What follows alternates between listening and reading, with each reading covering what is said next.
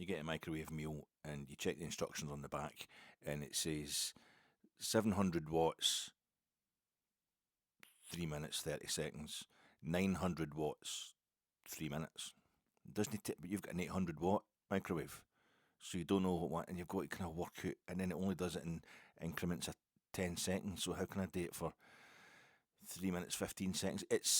That's annoying. That is very, very, very annoying. If you like a boiled egg, like myself, I love a boiled egg, and you have, but you might have it while it's still warm. And I like to have peel I don't have the egg cup thing where you take the heat off it, and I like to have just the whole egg. There are no chance of getting any shells. I like to pick all the shell off the egg and then have them while they're still warm. Have two of them together. Usually do them for about 2 minutes 15 seconds on the boil, and that gets them. That's just the right consistency for me. But sometimes it's different eggs, or the way you just quickly put the cold water out, or you try it without any cold water. Just get it and smash the egg, and you try to de-shell it. But see if the shell starts sticking. It's not sticking to that. There's a kind of skin under the shell, and you can't peel it, and you're peeling off the whole egg. The egg's opening up, and it's just usually when you're trying to have your breakfast and you've got up late and you're in a bit of a hurry to get someone, get your work or whatever, and it's just like you just end up wanting to throw the thing off the water. That's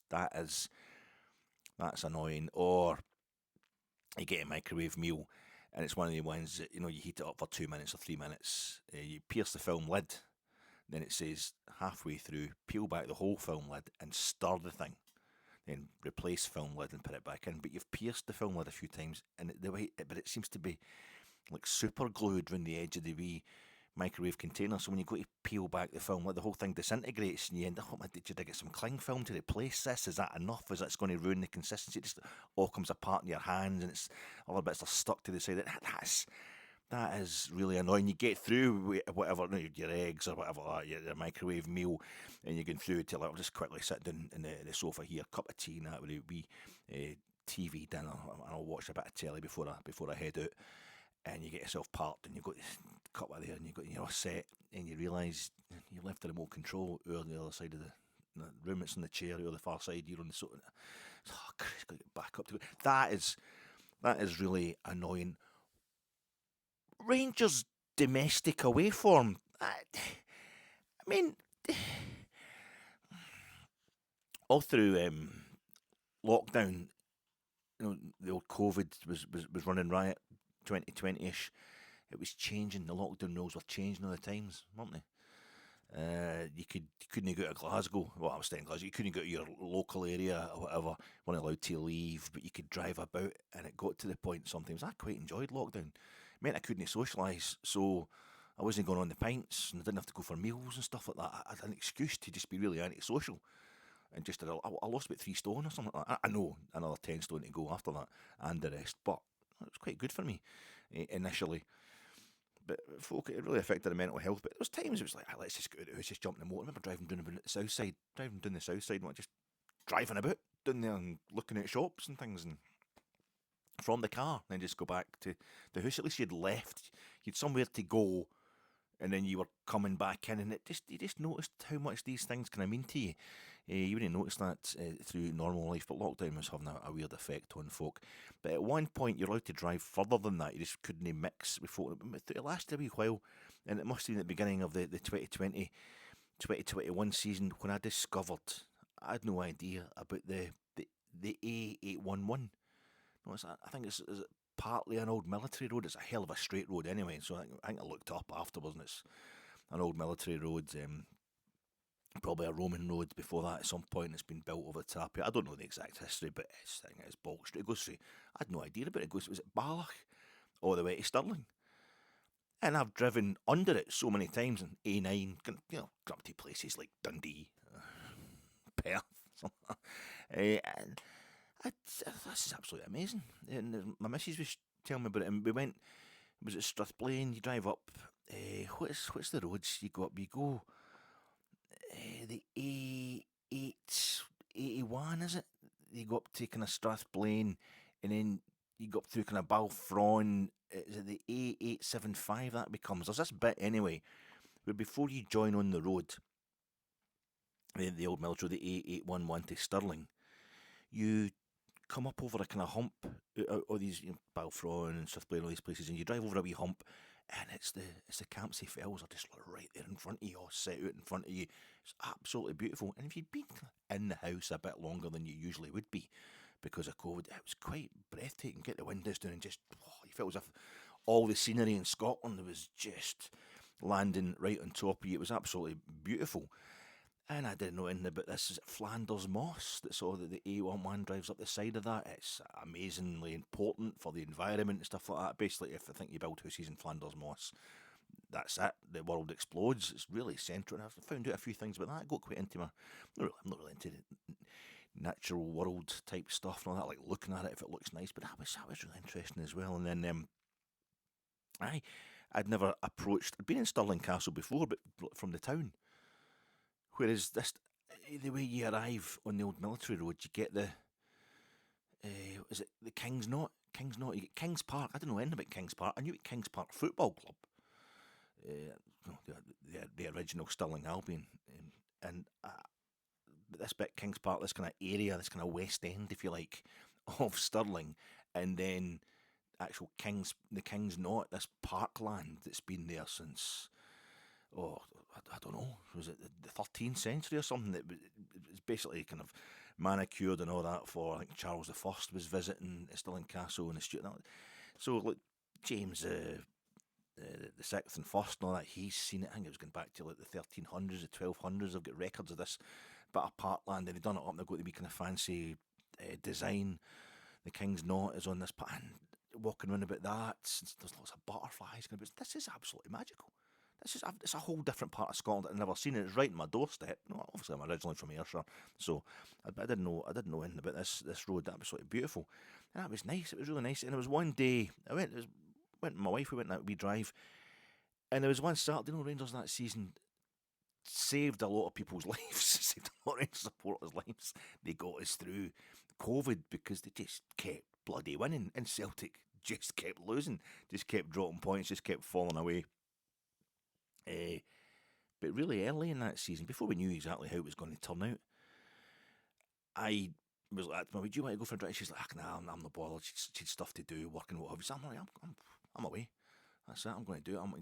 Because Saturday usually I'll go to the football or something. But, you've got to have a wee moment. But so I was like, I'm just going to get in the motor and go. Is that weird just to go myself? She's like, fire ahead, get you out of the house because the Rangers game was kicking off. We were playing and it was going to be live on Rangers TV on the old laptop. The season ticket was paying for it, so that was kicking off at 3 o'clock. It's a Saturday 3 o'clock kick-off. I couldn't actually go to a game because there wasn't any games on. And somebody who likes to go to a game at least once every fortnight, that was kind of getting to me. So I was quite enjoying losing a bit of weight or whatever. I was taking it really. I was just one of the phases that a lot of us are probably going through just now, where we're not actually eating as much. We're trying to, you get a bit of a silly idea about how fit you can get or how much weight you could lose just after Christmas. It usually is it Blue Monday that usually sorts us out, and we all end up, oh God, no, I just want to get bevied and blah blah blah. So, but it was a bit an extended kind of version of that during lockdown. I was quite enjoying losing a bit of weight, a bit of exercise. So I wasn't even feeling the need for a drink really on a Saturday. I thought, well, the only thing I made a wee packed lunch for myself, involving a boiled egg, a bit of tuna, a bit of pasta, stuff like that. Put it in a Tupperware tub type thing. Got a wee flask, and away I went in the car. I don't know what it was, but it was just maybe just getting out of the house and just again that vibe and knowing I now had somewhere to go. And a wee mission in my head as well that wasn't going to involve meeting anybody or socialising, but it was get the mask on at that point. Remember that? And I remember I'm going along this road and I put on. I'd watched a documentary about Mark Ronson. And it was on the BBC, and it was all about Mark, no, the kind of producer, and he does a bit of, he plays a bit of guitar, and he plays a bit of everything because he's a musical genius. Comes from a really rich background, Mark Ronson, a lot of money and what have you. But his mum and dad had kind of split up when he was wee, and his mum ended up her second marriage was to Mick Jones, not Mick Jones that scored the only goal of the 1968 Fairs Cup final, the two legs for Leeds United against Ferencvaros, and that was, Leeds had put out Dundee. They'd played at Dens Park in the semi-final. in that tournament. Not that Mick Jones, that got, I think, 3 caps for England, and who's still alive, as far as I know. And not Mick Jones, who's the lead guitarist of the Clash. And was he in Big Audio Dynamite as well? Mick Jones. Not that Mick Jones, who's still on the go. It was Mick Jones, bass guitarist of Foreigner, the group Foreigner. He's British. Foreigner were British and American guys getting together. And you remember me talking the other day on the post-match reaction pod. All the Celtic fans will remember me talking the other day in the post-match reaction pod about kind of yacht rock, power ballads, soft rock stuff I was watching over Christmas, New Year, and it was reminding me of my youth and musical tastes that I might mock in other people just now. Well, I had them all when I was late teens into early 20s. I get these songs had special connotations to you, and I think a lot of it was because life was rough. Life was pretty. I'm just talking about walking about the streets and just Ardrossan, and then going about Glasgow and that as well at the time. Getting into fights in the football. I didn't get a lot of fights in the football actually, but just walking about trying to go about your business in Ardrossan in a built up area. Being over 5'1", you were just asking for a do, and folks saw you as a personal challenge, and just having to fight all the time. And I'm convinced it's to do with the hair. The minute you go bald, folk don't see you as much of a threat. I've also got this thing where I'm kind of tall, but I'm gormless. I've got that kind of harmless, because I'm a nice, I like to think I'm a nice guy. I'm always getting told I give people too much credit and blah, blah, blah. So I think I've got that combination where folk look at me and they think, well, he's tall, he's over 6 foot, so I'm not bullying anybody. It's a notch in my belt if I manage to give that guy a doing, but also he looks a bit gormless, so if I have a go at him, I'm going to be all right. It's kind of cowardly to have a go at me, really, when you think that, because I'm an easy target, So so life was kind of difficult in the days. In the 80s and 90s, but nothing's going to stop you, you're not going to let that stuff get in your way, and you got your pals and all that, and you end up you're sticking up for each other, and then that just leads to wee gang fights and things like that. And it's just, I need to get out of this, I need to do a bit of full-time education and see if I can get myself out of all this nonsense. But these songs, I think, because life is rotten, you realise that's been by footballers. Not Pat Nevin stands out because he didn't like this just Phil Collins and all the kind of stuff. Steven Gerrard getting into a fight with a DJ somewhere because it was in Southport or something like that, because the guy wouldn't put on Coldplay. That's just know something. I mean, I'd get in a fight try to get Coldplay off the radio or off the turntable or whatever like that. But Steven Gerrard gets into a fight with this guy and that seemed to sum up the attitude. Pat Nevin was a real exception, because it's always Marquis Smith. I always get said, "Oh, The Fall. Listen to The Fall. That's as deep as life gets. You listen to The Fall." That's they shot that video at Burnley. I've been there. I've been to Burnley. It's the smallest per capita conurbation, smallest conurbation in England to provide champions of England. Burnley. I've been there. I mean, it was real disappointing. It was one of the places I went to, and I really didn't really enjoy the whole experience. It wasn't that the ground's not that nice. And anyway, Sean Dyche, she was the manager there for a while. But what's the point I'm trying to make? So it's like The Fall. That was Pat Nevin. He's a guy, he loves The Fall. Blah blah blah. He's really interesting. But most footballers like kind of easy music, and it's almost like football's so tough. It's so physically tough, and you got to get stuck in there.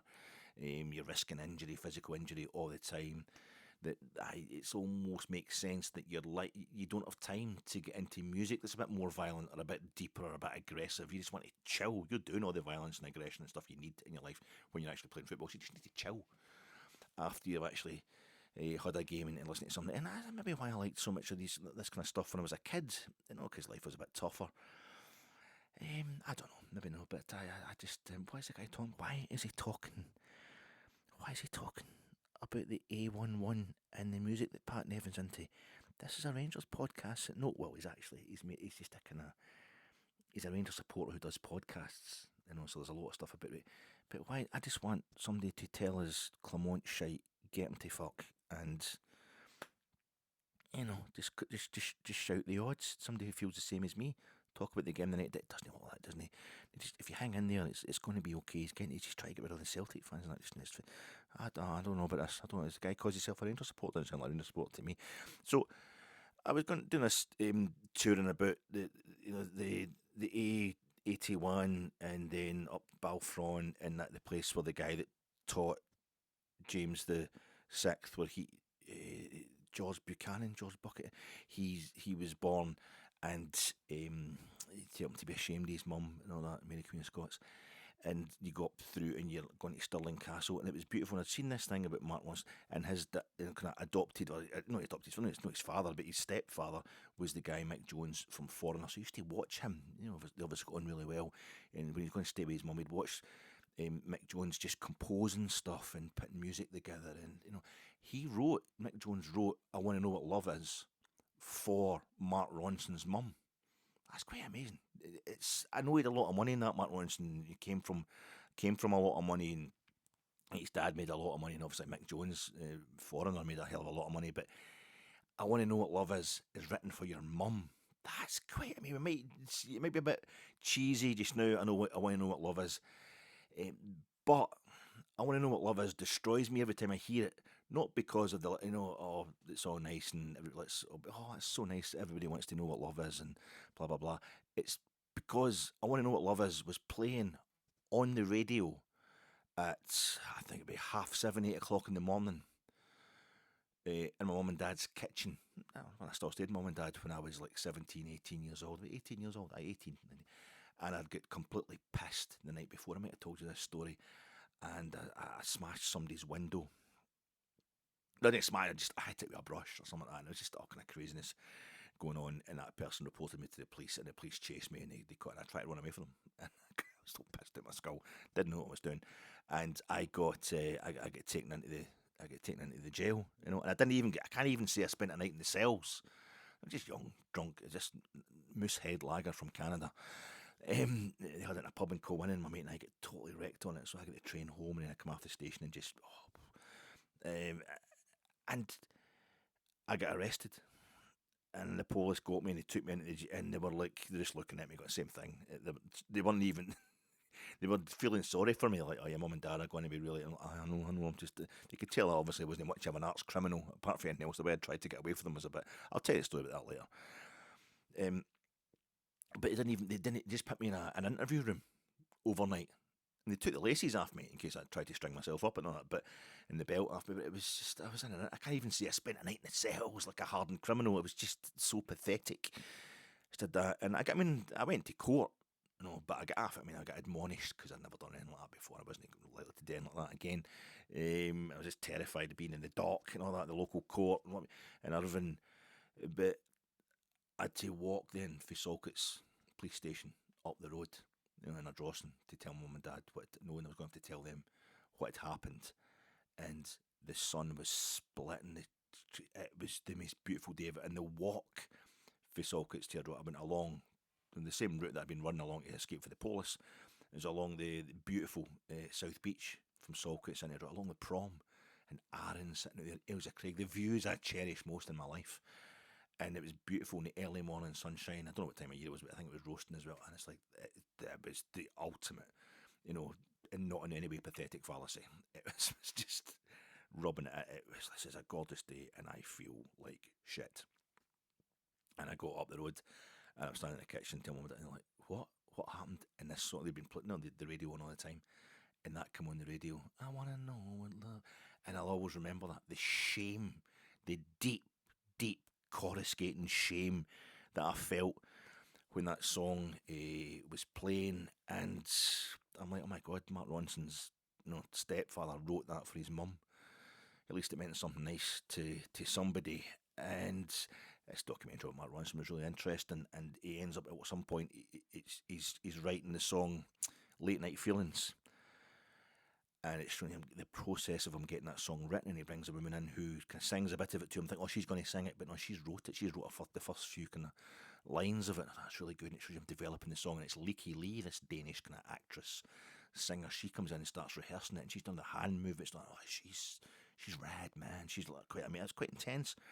And it just made me. I don't know if this was on during lockdown, but I was like, I wouldn't usually give Mark Ronson the time of day. Nothing against Amy Winehouse, but I couldn't stand that. But I thought she was just a really bad kind of, I don't know, just impersonating real singers. I think it was all a stage thing. Anyway, She was a stage girl. Nothing against the lassie, I just didn't think she was that much of a singer, but folk loved her, and Matt Ronson did love her and helped with her career and what have you, but I never really liked his music. That really got me, because I do like a bit of R&B, I like some nice kind of soulful stuff, and this was good. I really enjoyed this song. And so I put it on, I found it on my phone, and I put it on in the car when I was driving, Balfron, whatever point that journey I was on. And then it started this, the algorithm. Thought, well, if you're into that, you must be into this. And usually, I've got to be honest, usually Manic Street Preachers or maybe Susie and the Banshees or something. I love my Mary J. Blige and all that. I mix the two, but this was it went into stuff that I don't usually listen to, as I didn't know much about. And it came up with this song. I loved it. Late Night Feelings, fantastic, tremendous. And then it was Dennis, what's his name? Dennis Lloyd. Is it Dennis Lloyd? Never mind. He's an Israeli singer. If you left and it made no sense, would you hold my hand? Would you tell your friends? Baby, never mind. I can't remember the words to it, but it was insane. It was so good, and it would go into this kind of 10-minute club version. It was just on a loop, and there's not a lot to the song. But gee, and this is when I hit the straight road, when I hit the A11, and then you go past, it was like Graham's. There's a dairy.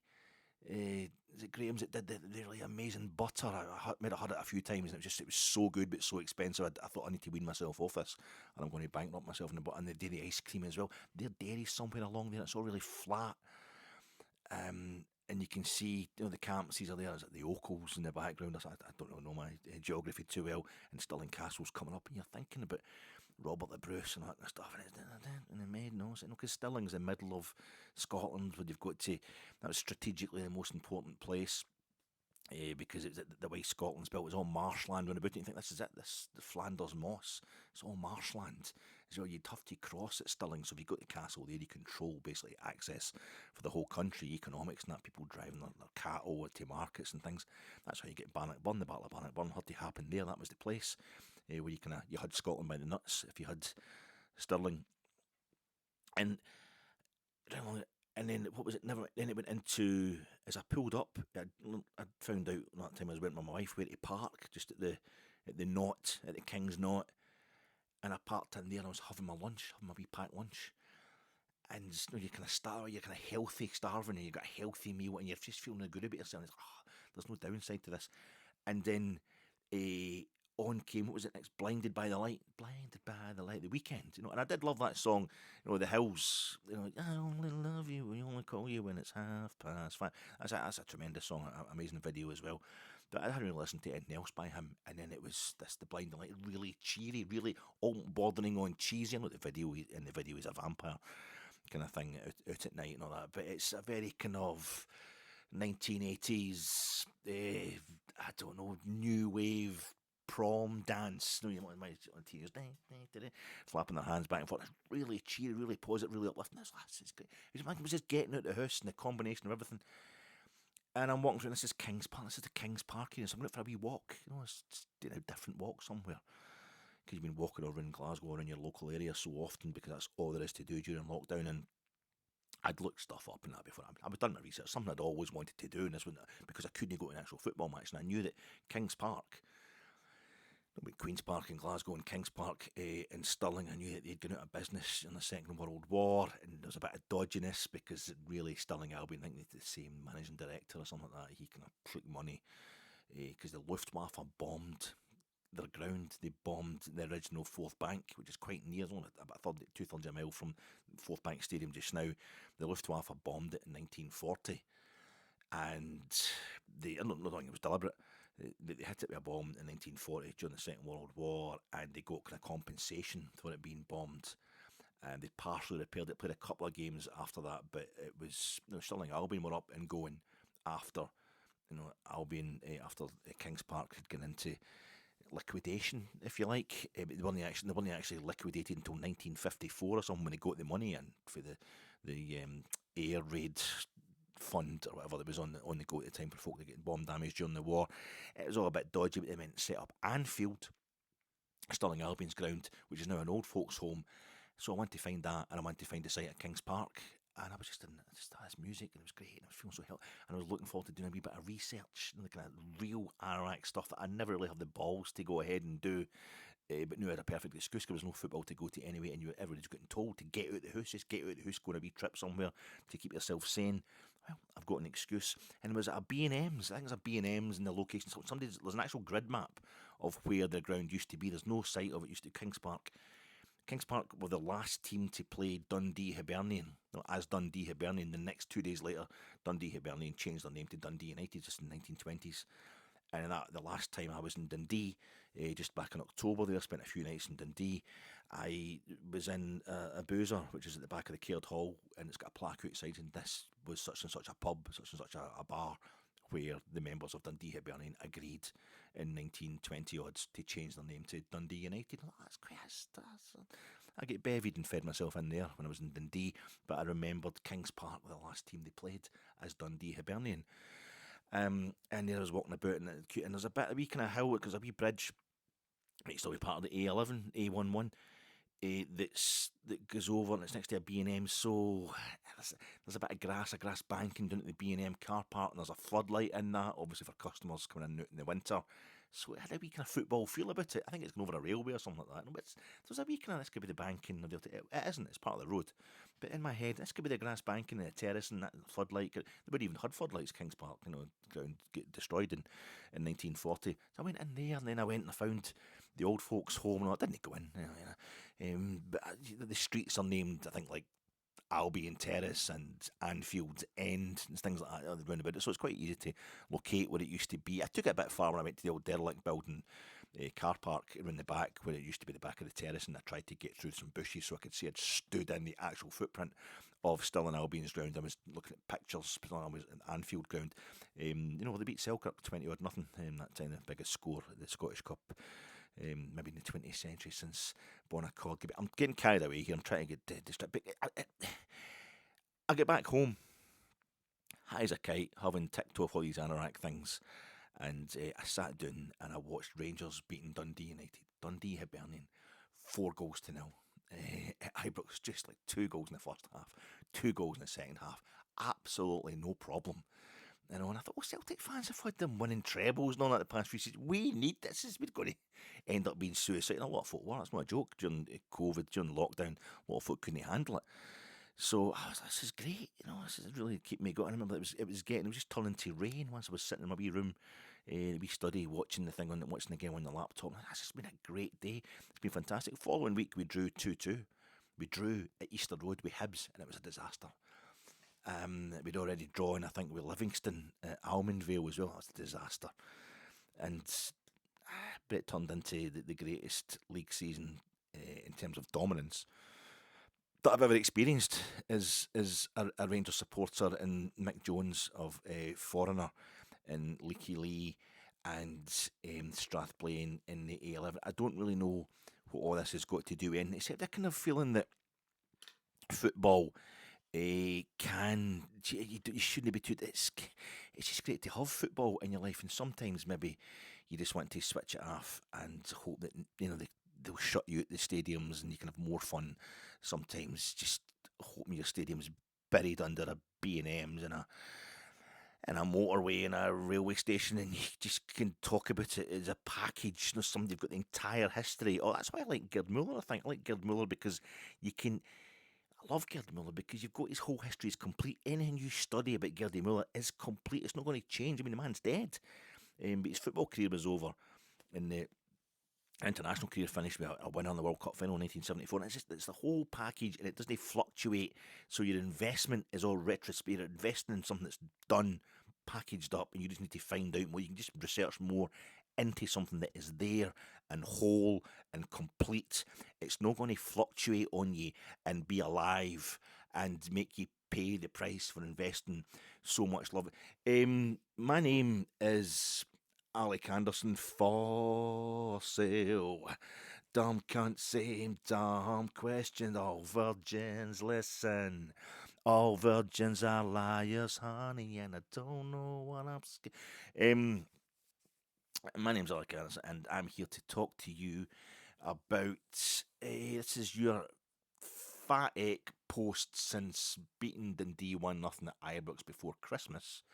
Rangers have won 1 of 5 straight league games, and you have to wonder if getting 7 points clear of the third place new firm with a game in hand on both, and going from 1 point from 2 straight away games before we host Celtic at Ibrox to 2 points from 2 straight away games after we host Celtic at Ibrox counts as all the progress you can really expect from a rebuild season, or does Philippe Clement, constantly assuring us Patrick Stewart will talk to us soon, display all the lemming-like self-awareness of Alan Partridge, introducing his Knowing Me, Knowing You'll audience to BBC Chief Commissioning Editor, BBC Television, Mr. Tony Hare's reaction pod, coming to you in association with Gersnet. Check out Gersnet every Friday night at 9pm, Gersnet Run tomorrow night, 9pm live on the Gersnet YouTube channel, and every Sunday night at 9:30pm, the flagship show live on the Gersnet YouTube channel.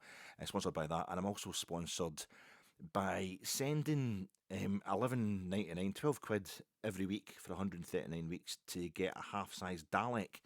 Did you see that advert to get the half-size, get the 1 to 2 scale Dalek? That's a half. Or it's 140 weeks. You get the first week, it's 199.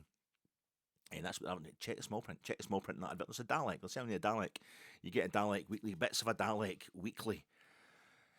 Exterminate. It does it in the advert. It goes exterminate. Exterminate Robert Jenrick. Exterminate Kimmy Badenoch. Exterminate. That's the way they sound, or that's what we should do. I don't know. I'm not advocating we go about killing MPs or anything like that, but that's the way they want us to start talking like that, because they think it will win them more vote.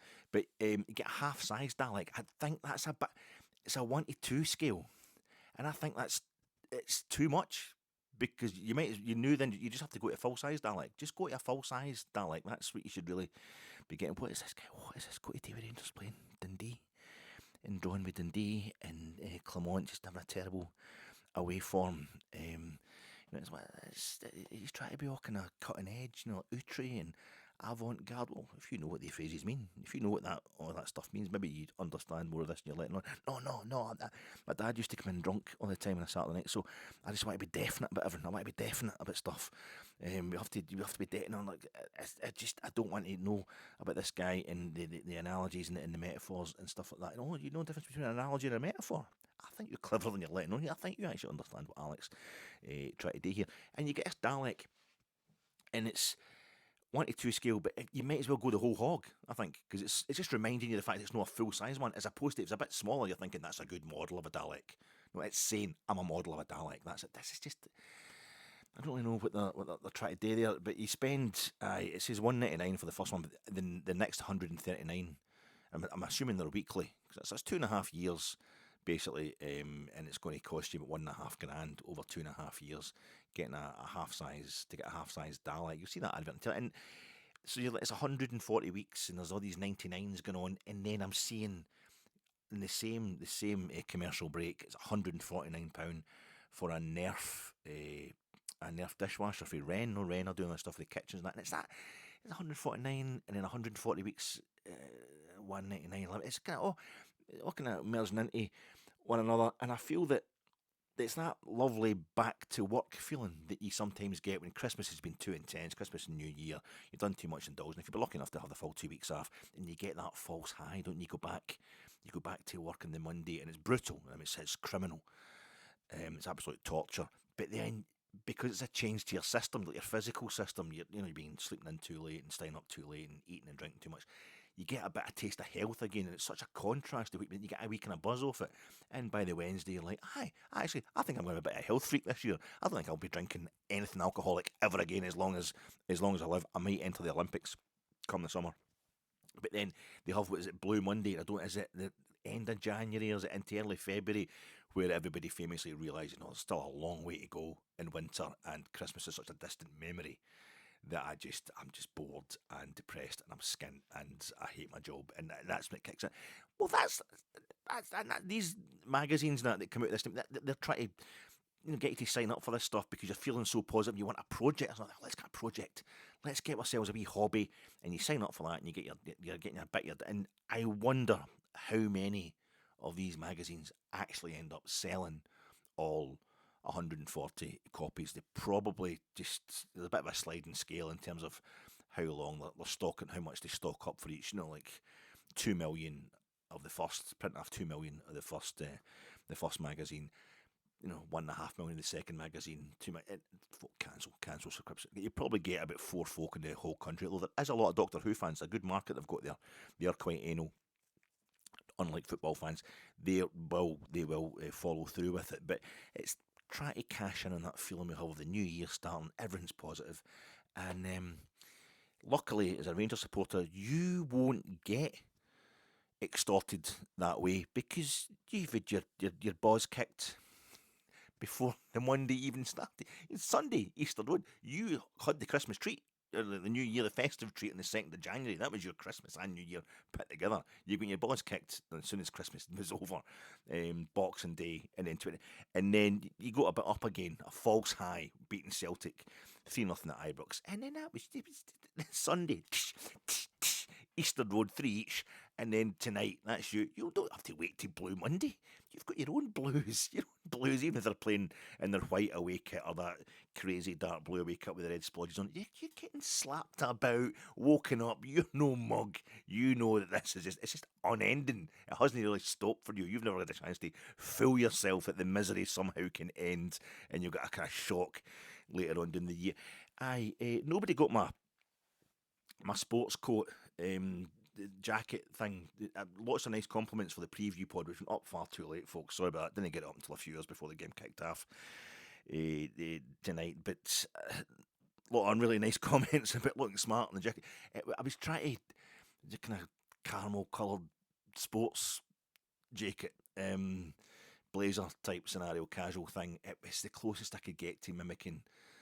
I was trying to do a wee. It was a scene. It's a bit that thing which is Neil Young says in a famous concert he does for the BBC. Well, it's famous to me anyway. I've watched it so many times on YouTube. When he goes from the piano and he moves down, he starts setting himself up the guitar and the mouth organ. And he catches it in his thumb and all that, and he's telling folk they can blow along with him in G. My mouth organ isn't in G.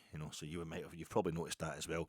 But a lot of folks say I look like Arthur Daly and all that. And it looked like one of the kind of camel coats that Arthur Daly would wear. Thanks very much. That's great funny stuff.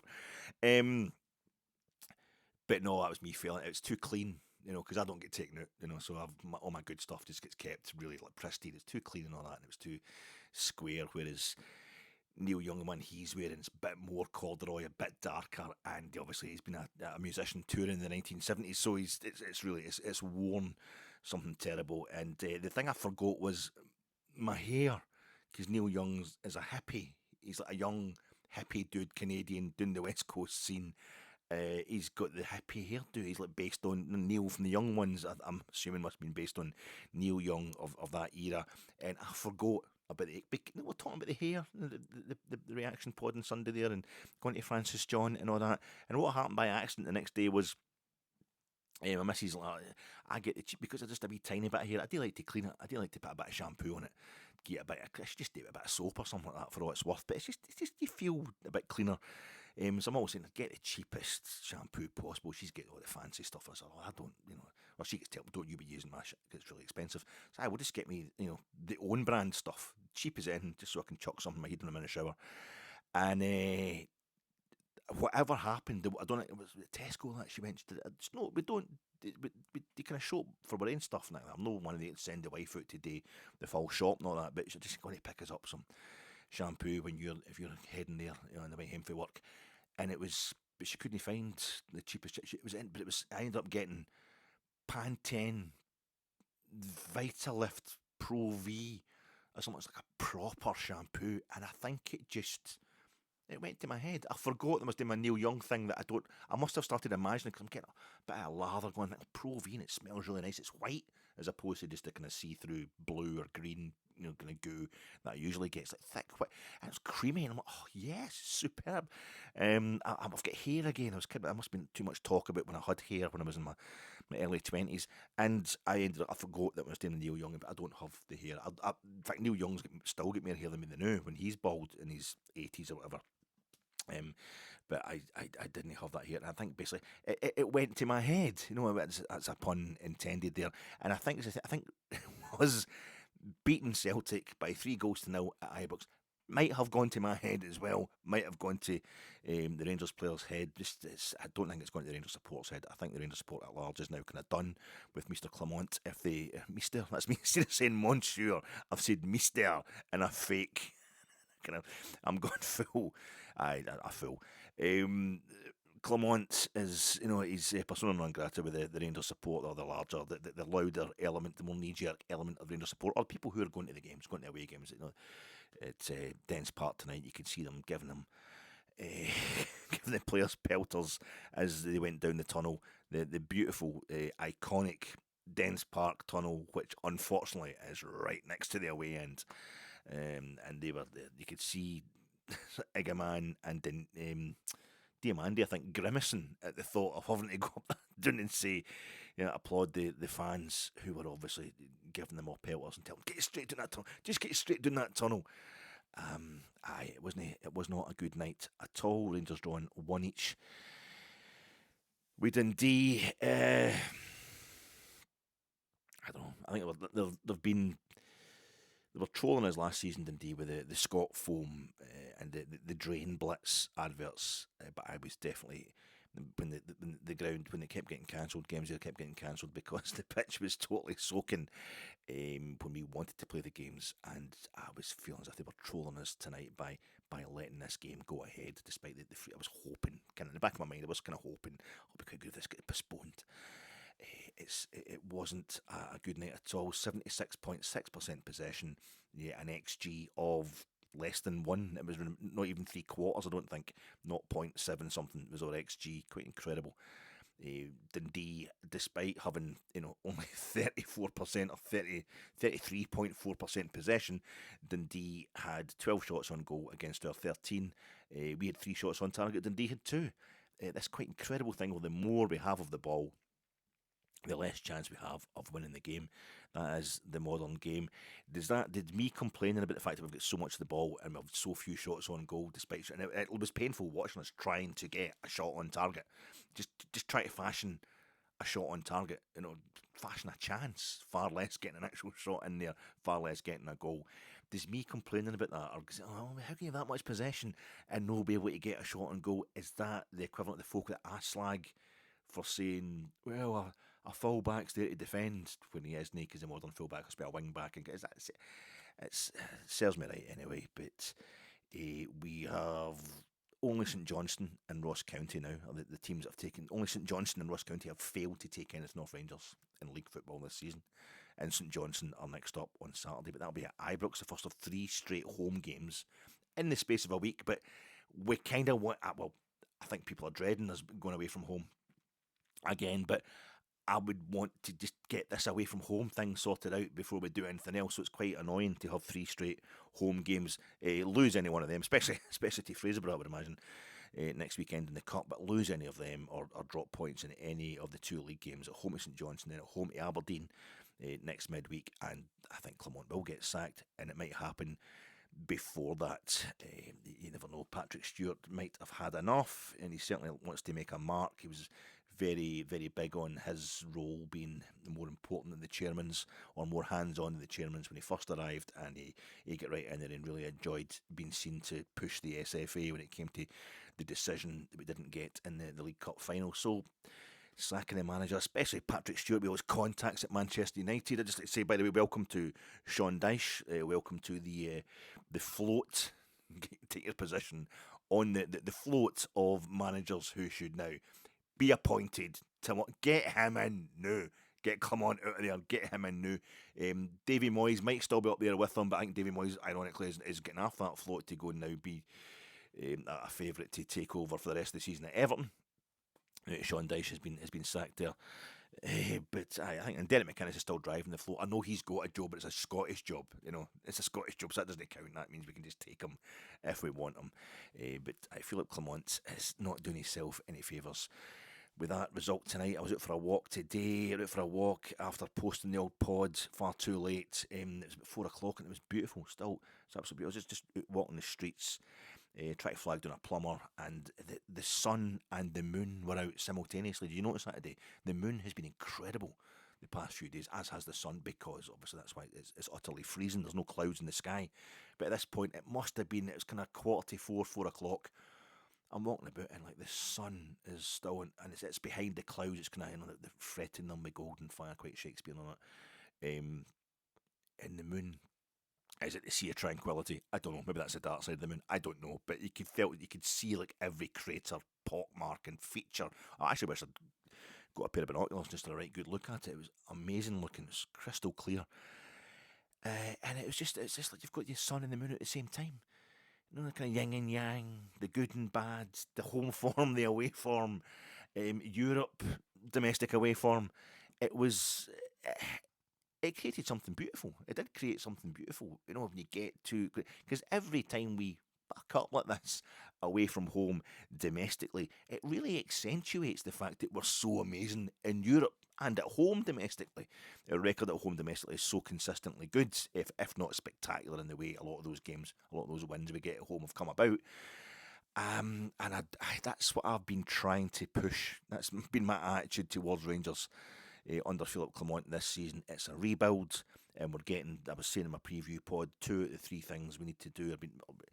The Celtic thing, we couldn't beat Celtic. That was a massive thing. He did that. He did it in spectacular style. And I told you, sorry. I told you that I did say in my post-match reaction pod after the Celtic game, after we beat Celtic 3-0, that I guarantee you Chris Boyd in another scenario would be telling us it's all very well winning these away games against Motherwell and St Mirren, and it would be Dundee and Hibs as well. But until you're beating Celtic, you're papering over the cracks if you're Rangers manager. And now it is beating Celtic that is papering over the cracks, according to Chris. Who said he's never seen anything like this before. He's never seen it so bad at Rangers, which is weird because as his full-time whistle went tonight, and I was trying to kind of get myself up off the floor. It's the tears. Your cheek ends up sticking to the. If you get hardwood floor, you get a bit of skin sticks there because he's cried in that same spot so often. Watching these games on Sky, it's just the spot I sit on the sofa. I'm going to try and it's getting a bit of stain there with the salty tears. But they said on Sky, just as I was thinking, this is starting to feel like this complete inability to win away from home. 1 win in 5 straight league games for Rangers, quite incredible. And I thought, this is the only thing I can think of that felt like this was when it was Alec McLeish's last season and we went in that run of, was it 9, 10 games where we didn't win any? A lot of draws, but we didn't win a game in 9 or 10 on a trot. Now, and the game where we did win, I was there. I was still doing all the away games as well at that point in time. I was at Rugby Park, and Lovenkrands scored a hat-trick. Can't remember if it was a perfect hat-trick, but we're talking about Alfredo Morelos' hat-trick at Rugby Park earlier on today. This was Peter Lovenkrands scored a hat-trick to end that run. That day we beat Kilmarnock 3-2 at Rugby Park to end the unwinning run. And Chris Boyd scored for Kilmarnock that day as well. One of their 2 goals that they scored that day was Boyd.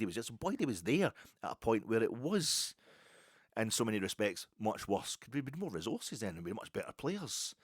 And simultaneously in that run, we had, I think, about 3 or 4 draws in the Champions League groups. In fact, the only game I missed in that Champions League group was the San Siro, because it was shut, COVID style, lockdown style. It was shut because of the trouble they had in the semi-final against Milan. But that run, including I was over in Bratislava.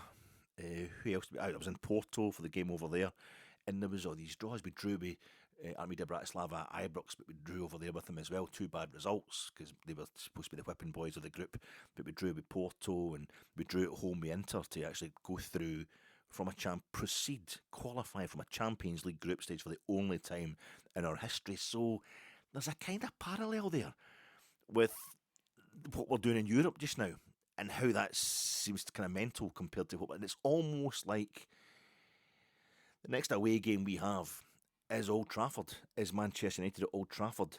Now, Liverpool at Anfield will always be the big one for me because of the era in which because basically because of what age I am. But after that, in my early 20s, Man United won the league for the first time in 26 years when I was 23? 26, 27 years. They won it in 67, then they won it in 93. And the whole time I was growing up watching Match of the Day, watching Football Focus and all that, it was just Man United haven't won the league. Man United haven't won the league. I thought, well, Liverpool are winning European Cups and that, Dad. Why are they not talking about, Oh, Man United! What are you talking? Man United are amazing. They're not winning. They haven't won the league for this time, but yet Man U would win the FA Cup and it would get more publicity than Liverpool winning successive European Cups. And this is mental. So this was a massive thing, and Man U eventually won the league. And under Ferguson, that was it. They overtook. Liverpool are trying to equal their record now this season for the 20 titles each. It would be 20 titles each, but it took Manchester United an amazing period of domination under Sir Alex Ferguson. You might have heard about it. To get to there, but I just, and I'm watching Champions League football now as it's coming on the tellies, deregulation and of coverage of European football. Man, you're just colossal, huge, and so the idea, obviously, we lost 3-0 down there in the Champions League, and then the second time we had a go at it, that was under Eck. Then we went back there under Walter's second coming, we drew 0-0. So I've certainly seen, and I was at neither game, and I won't be at this one either. I've been to Old Trafford, but a couple of times. Once to see Man United, once to see Croatia against Germany.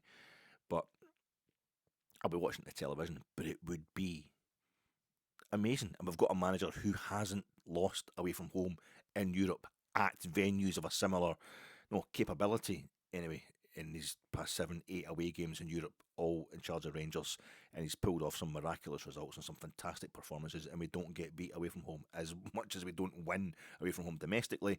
In European terms, under Philippe Clement, we do not get beat away from home. So to sack him, you're just going to give him to his next away game. Man United at Old Trafford. We might get destroyed. We might get, that'll be the end of it, 4-5-0, and that is it.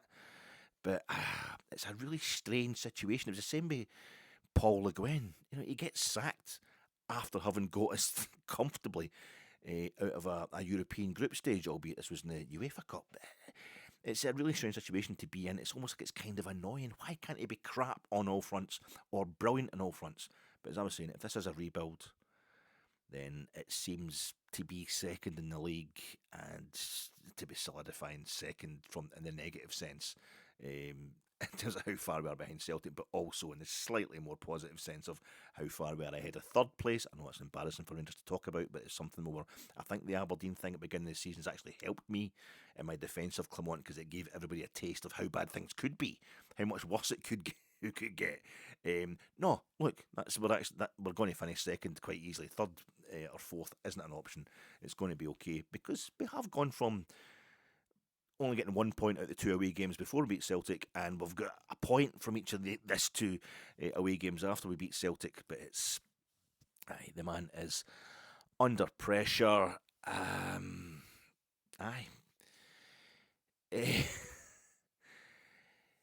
Sky said that this is the worst. This is the worst result, worst run of away performances, away results for Rangers in 19 years. So that must have been when Big Eck could not win in 10 games as Rangers manager. Team news tonight. It was not the Leon King of the Road. It was, and that's my point. Sorry, that's the point I'm trying to make. The King of the Road. I was telling you about driving, along the A811 and the A811, and I'm thinking, is that what it is with the Rangers players? Are they enjoying so many new players there, so many foreign players who would have completely 11 different nationalities, starting against Celtic and then against Hibs in the previous 2 games? So are these guys driving along all these roads in Scotland on their way to away games, and they're just falling in love with the scenery and falling in love, and they're checking stuff up on their phone and all that, and they're learning about, General Wade and Rob Roy and, Robert the Bruce and all that, and what happened at Stirling Castle, and this is because they're going up the A9, they're going M80 and stuff like that, and they're having a wee look about it, and they're thinking about the grand old Duke of York, and this is really exotic. I really love this place, and really they get this kind of good vibe. Do that when you're retiring. Jurgen Klinsmann went backpacking after he retired as a player, because he couldn't do it when he was a player. He just went and did a lot of kind of hippie stuff before he became a manager, moved himself into football management. He did that when he retired. Not when he was playing. So you're still playing. I don't want he's falling in love with the Scottish scenery and Scottish. I want he's turning up. I want he's turning up at the old, the parts of Hamilton bus when it gets parked on Sandeman Street. I just want you going in there with your head full of nothing but 3 points. 3 points, 3 points. It's a Thursday. Why don't we treat it like a European night? Well, the BBC sports pages had a wee, on their website today, had a wee stat about Rangers playing a Thursday night in the league, and that's 4 in a row now without a win. Rangers don't win on a Thursday night in the league.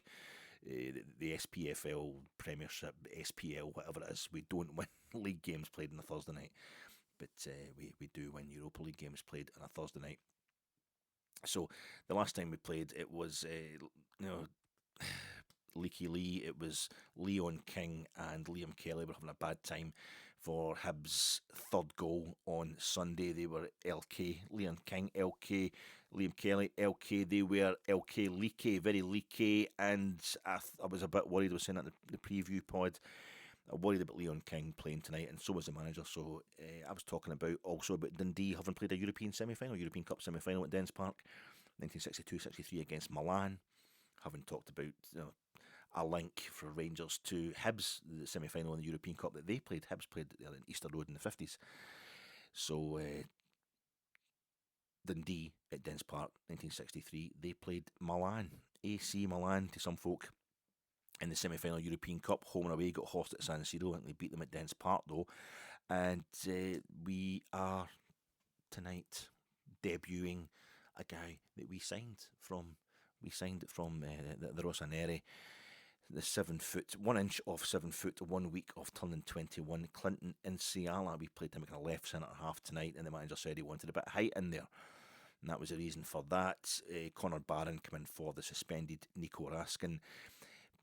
Robin Proper got the captaincy, and it was almost like somebody who's been the captain of a club side for the longest was getting it, whereas I thought it should be decided on, your kind of Rangers involvement, who the deepest involvement with Rangers, but Robin Proper got it. I mean, Yanis Hadji's captain Romania. Surely that counts for more than captaining 20 on Skade. But anyway, there was Robin Proper was a captain.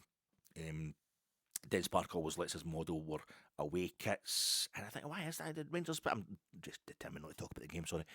Why is this guy not talking about the game? Why is he keeping talking about away kits? Why is he talking about Leaky Lee? Why is he talking about LKs and things like that? This is a cult, isn't it? This is a cult. It's not a cult. It's not a cult at all. It's fine. It's going to be just let's get you those clothes into something more comfortable. We'll get your head, something more modest. We'll just get your head shaved, and then we'll get those details off you. It is a cult, isn't it? It's a cult. No, this is just the way, the truth and the light. Don't worry about it. So we're playing this at the week, the Nacional Montevideo type of away kit, and I think, well, the problem is Chelsea played Manchester City in the bloody Champions League final in 2021 with a light blue kit, a sky blue kit against the Rangers blue kit, which is royal blue. Even though we call it light blue because it's light blue compared to Scotland, which is the same colour as Dundee's dark blue. But it's the same kind of clash, isn't it? It's the same kind of... So I don't know why we always have to... It'd be nice to see Rangers and Dundee try to play in their home shirts against each other, but that wouldn't be allowed, I suppose. But it's been allowed in the Champions League final, really the same kind of level of contrast. You always see Chelsea going to play Man City, and the two of them are wearing their home shirts. Anyway, so the 4th minute, Bajrami took a ball from Hefty, kind of marauding, overlapping down the left-hand side. He turned and nutmegged the guy at the corner of the box, had a wee shot. It wasn't very close to a goal, but he thought, maybe it's going to be okay. The NCL had already had one bad touch, and then he had a second bad touch in the 5th or 6th minute. It's not an exam, said Philippe Clement about NCLA. Shouldn't think of it as an exam. It's just as well because he would have failed it. Dundee went down our right hand side, and they pulled the ball across into the box. And Ciala got there first, and I don't think he didn't know whether to try and take a touch or to try and clear it. And he didn't either. It kind of spooned it and went to the edge of the box. Tiffany, one of the Dundee players, are pulling in there to try to save a shot. We kind of squeezed that down, and it spun out to the right hand side, Dundee's right hand side, our left, hitting the byline. Somebody pulled it back onto the penalty spot, and we'd all... I thought it's childish defending. There was just nobody there. It was practically the penalty spot. A really good finish, I'm told, by the young Austrian fella who put it into the back of the net for Dundee. It looked kind of standard to me, but for a professional footballer. But given how we went on, I'm just being bitter there, but given how we went about trying to get shots on target, then yeah, it was actually miraculous. Get that guy signed.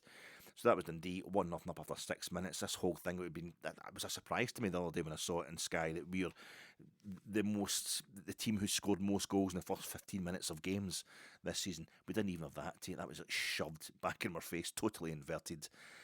Dundee get a couple of successive corners in about the 12th minute, and we're defending for that was unconvincing as it was in the long throw that followed that. We're looking a bit shaky at the back. Yilmaz had a crap shot from outside the box after about 18 minutes, went right kind of right over the bar and all that. But it's just as well we did. It's quite entitled to give it a go because just we weren't doing anything else. Zero pressure in their goal despite more possession. And we're going from side to side, try to bore Dundee to death. It was never going to happen. Dundee have got this kind of 5-4-1 formation with Simon Murray up front. And we've got, Barron and Diamandis are sitting two posted missing. I didn't know they were in the park, except they're having to defend wildly in our box. Nsiala and Proper, the centre halves. You've got Hefty at left back and another left back, Yilmaz playing at right back. Yanis Hadji turned out he had a back problem. He had to go off at half time with a back problem, and it showed. He was terrible. And apart from a contribution to our goal in the first half, he's playing wide on the left. Bajrami, that little moment he had in the first 5 minutes, that was it from Bajrami. He was posted missing, playing at 10 wide right. It was Cherny who, along with Igaman, who was up front, were the only players with any threat, really, from us. Only guys capable of doing anything, and they still weren't doing enough. Murray get nudged in the box. Simon Murray, he get nudged in the box by Yilmaz, but the 20th minute he's looking for a penalty, went down too slow, but it was a sign of what was to come. He's looking for a penalty. Hefty get booked in the 23rd minute, and you're thinking he's going to end up getting sent off because Dundee were giving us a real hard time, despite their lack of possession. Halfway through the first half, basically, we'd had the opposite of what we had at the first half at Easter Road. We had more of the ball, less of a clue, boring, moribund. There was no kind of. We started with an explosion at Easter Road, and we couldn't hold on to it. There was a point where there was a short range pass to Yilmaz around the 28th minute, and somebody right close to him. It would probably be Cherny or something like that, or Barron. A really short pass, really close to him, and he just let it go under his foot and out for a throw in. And it was like a worse version of the very same thing that happened. It was a ball from Raskin at Easter Road on Sunday, around about the 29th minute. That went straight out, and he looked at Yilmaz as if to say, why did you let that go? We've got to keep pushing forward. We've got to get the one-touch stuff going here. And that was the moment it all started turning round. The game started turning round at Easter Road, and tonight it was just a sign of how bad we'd already been for the first half hour. No Raskin, no drive, no tav, no direction, no one-touch football at all. Hefty then did the same about 2 minutes later on the near side over at the Dundee Derry, or the Dundee London Derry as I like to call it, where it just seems to be populated completely by off-duty assistant referees. There's a whole lot of linesmen in there. They're obsessed because it's where the camera gantry is right above it. You just hear them roaring. Every Rangers player taking a throw in. He stole 5 yards there, referee. It's quite good. But it seemed to be I don't know that's where the entire home crowd was, because Dens Park, this was like, I was talking about it being like a lovely old kind of royal yacht type venue. Dens Park, it's got a real kind of regal aspect to Dens Park, I think. But it was like a ghost ship tonight in the home sections. The home end was just desolate, and there's a really bright light shining under the kind of overhang of the old main stand roof towards the Dundee end, if you like, and you can see a steward standing there, and the seats that are illuminated are all empty. It's really ghostly. So you can't. I know it's no Ibrox, but the idea that the home crowd were really upsetting the Rangers players, which is bogus anyway. That shouldn't be something that gets to a Rangers team.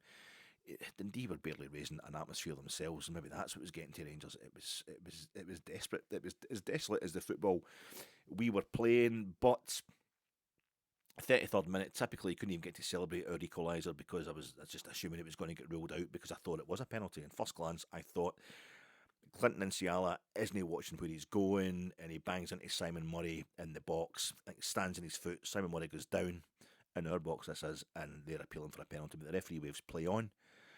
And it wasn't a penalty. I've watched it back a few times. I was shown it a few times by Sky, so I'm trying to make up some sort of TV pundit there. But it looked less of a penalty every time I saw it. But initially, the first couple of times I saw it, I thought NCR just barged into there. It is careless, and he does stand in Simon Murray's foot, but Simon Murray's going for it. He's standing still to get the hit off Inciala.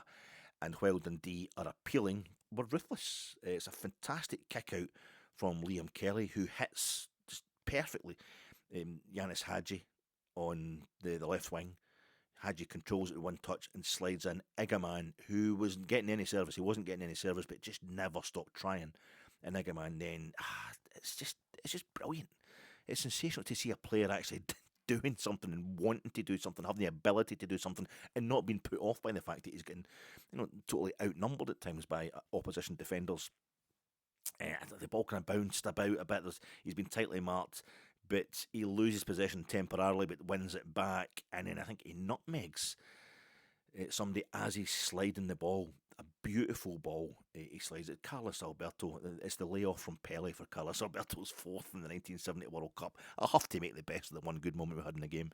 It's a beautiful layoff to Czerny, who goes to hit it first time, but he's aware of a sliding tackle coming in, and he just does the old thing of what Puskas did to Billy Wright in the old 6-3 game. The old fire engine going off to the wrong fire. He stops, checks. The check checks. Gives himself a bit more space. And I don't know if he puts it through Carson's legs. I've watched this one back a few times. I still can't tell if it goes through Carson's legs or it cuts inside him. But it's a really tight angled finish. Fantastic, efficient finish from a proper footballer in Václav Czerny. And it's one each. And are we going to push on? Well, we got a bit better, but we didn't really push on at all. Hadji and Bajrami, generally, apart from Hadji's involvement in that goal, poor first halves. Igaman fighting like hell to turn it round, and he ends up doing a wee bit where he takes it in the chest and he's kind of flicking this Hamza Igaman, flicking it over players and stuff. He's starting to really enjoy himself. At half time, I thought we're going to get Danilo on for Bajrami, but no, it's Matondo comes on for Hadji on the left. What does this mean about Cortez? What's Cortez, who started the game against Motherwell, the pundit shout Neil McCann? What does that mean about Cortez if he can't come on and played on the left in a game like this? Maybe Matondo. He hasn't started for ages. This him coming on making a subs appearance, first subs appearance since he came off the bench at Fir Park and missed a couple of increasingly point blank headers that could have won us the game that day. Yes, he runs. He does okay. He runs about a bit and all that.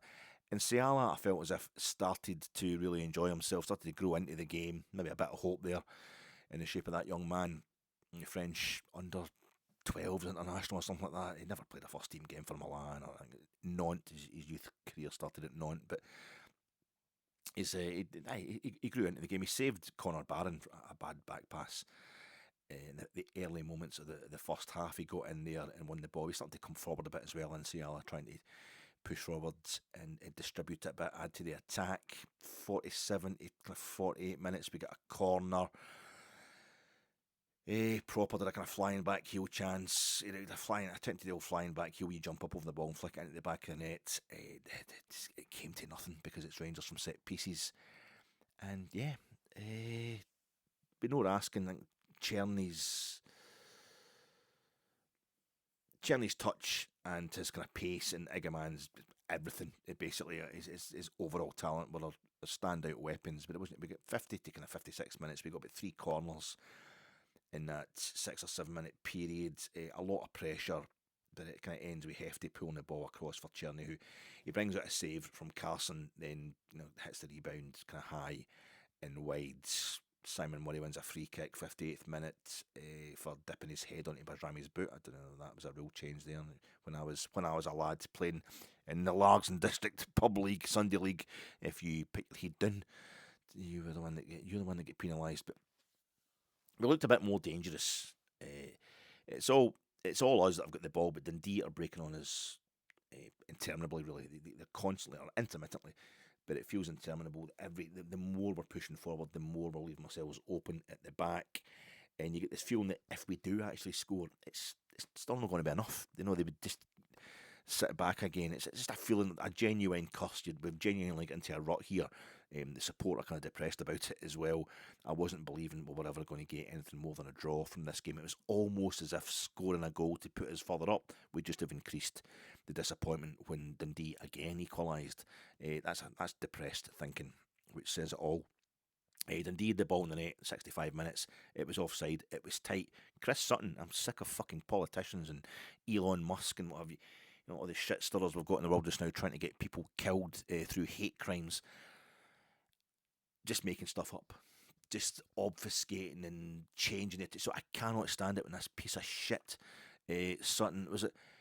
Who's drawing the lines on that? He's saying afterwards, who drew the lines in that decision? I mean, it's very, very tight. Yeah, it's very, very tight.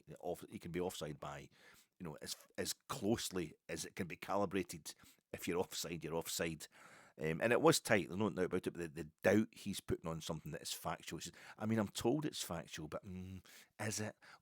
Is it? Fuck you, piece of fucking shit. We've got enough of that in the world today. We don't need people just trying to create controversy for the sake of it. Already got to listen to Chris Boyd doing the same thing, constantly trying to get his little little Moses, little moment. Just take that out. We'll just edit that out, and we'll play that every half hour on Sky Sports News tomorrow. Chris, you ripping it. The problem is when you hit that level of criticism of the manager, last year playing against Aberdeen at Pittodrie, you're just repeating yourself. You can't put an original kind of original spin on it. But he's got a point because we're absolutely honking away from home. I don't know what happened. Connor Barron went off and Danilo come on. So Bajrami stayed on the park. This is at the same time as Dundee's VAR was ruling out Dundee's ball being in the net 65 minutes. I don't know if we're then playing with 2 10s or was Bajrami supposed to be sitting beside Diamandi or a bit in front of Diamandi, sitting behind Danilo, who's going at 10. I don't know. Either way, we're more kind of exposed to the counter attack. The manager is going all out to try and win the game. Sean Dyche is watching, thinking, I could probably. Czerny has a shot from outside the box. I say Carson Matondo turned his man at the edge of the box. He's about to kind of just inside the box, about to shoot, but the ball gets taken off his toes. Czerny.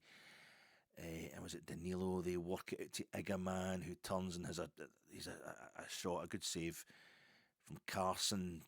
Dundee break on us again in about 76 minutes, and it peters out with an offside decision, a decent save by Kelly. But we're so vulnerable, we're so open. As much as we go forward, we're exposing ourselves at the back. Dundee, city of discovery, city of the VNA, city of 2 league titles, 4 European semi-finals and 1 European final, but most notably, city of arguably the greatest Scottish song of all time, Party Fears 2 by the Associates, and my party fears are through the floor. The more we push for the winner so desperately, the more we look like we're going to lose the goal that's going to leave us with absolutely zero points, and also that feeling of start to get that feeling of that would suit a lot of Rangers fans if we actually lose this game. That makes it an easier decision to sack the manager. This is me having spent most of the season defending the manager up into and including the preview pod that I put out about 2 minutes before kick-off today. We're having to work so hard to get a shot in, far less to get one on target, but we're so easily penetrated at the back. I know I keep saying that, but that's what Ross McCausland comes on in the 81st minute for Yilmaz, so he goes in at right back.